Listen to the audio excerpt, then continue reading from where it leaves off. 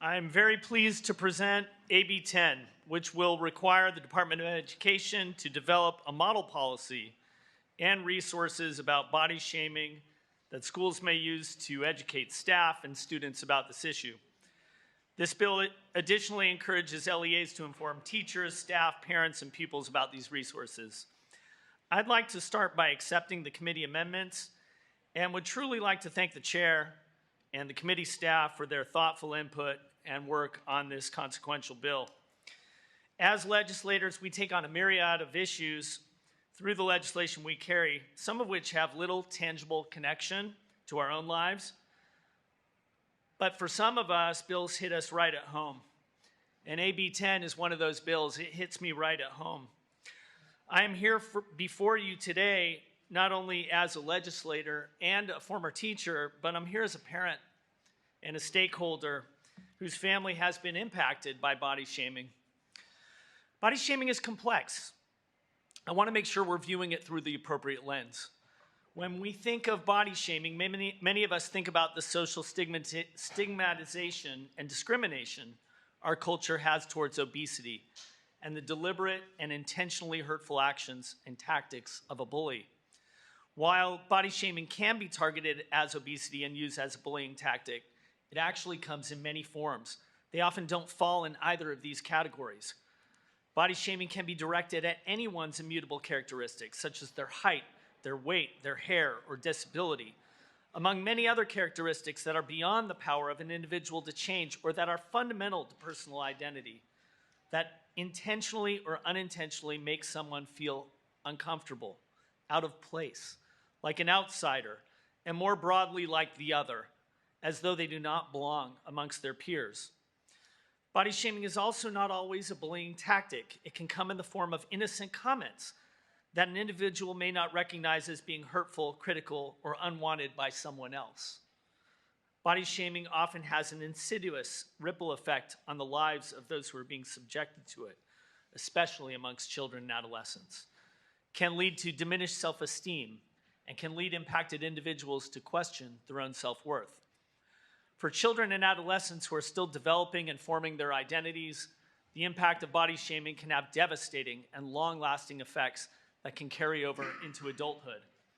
Today, the negative impacts of body shaming that children and adolescents are facing are being compounded by the pervasive narrative and portrayal of body images that are unrealistic and sometimes completely unhealthy. Folks, we are living in unprecedented times.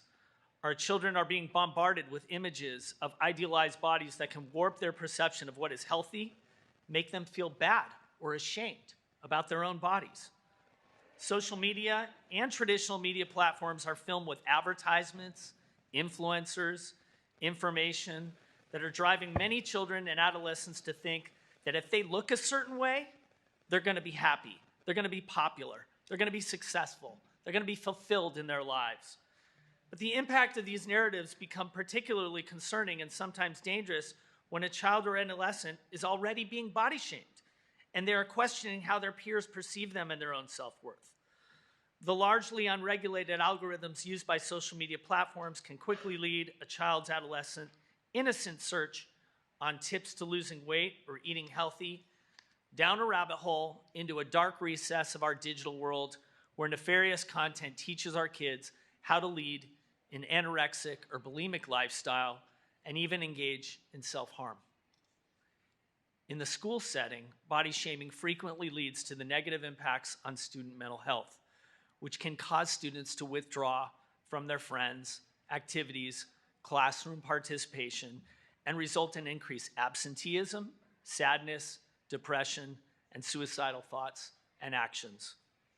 All of these impacts can cause students to fall even further behind academically.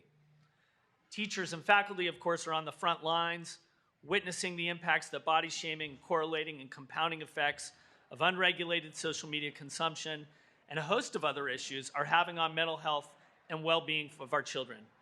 Teachers are faced with the unenviable challenge of navigating their role as educators while also counseling, mentoring, supporting our children as they confront and struggle through issues as body shaming.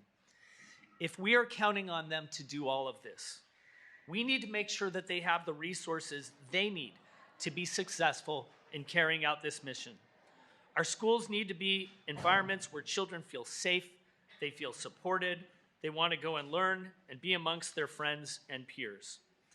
By developing policies and resources on body shaming, teachers, faculty, students, and parents will be better equipped to deal with the issue of body shaming when it inevitably arises.